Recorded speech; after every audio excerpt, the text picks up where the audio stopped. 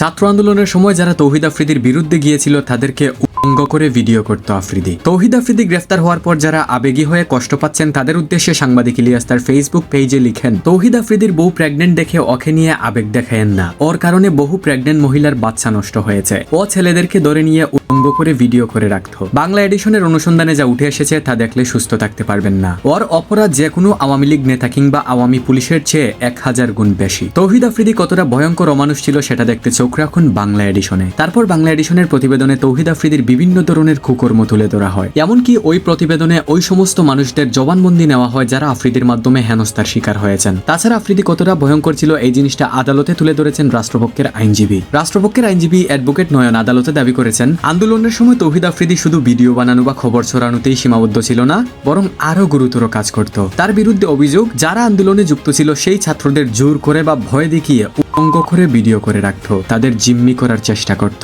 আদালত থেকে বের হয়ে অ্যাডভোকেট নয়ন আরো বলেন, তৌহিদ আফ্রিদি আসলে এক ধরনের মিডিয়া টেরোরিজম চালাচ্ছিল। সে তার ইউটিউব চ্যানেল আর ফেসবুক ব্যবহার করে ছাত্রলীগ, যুবলীগ, আওয়ামী লীগকে উস্কে দিত।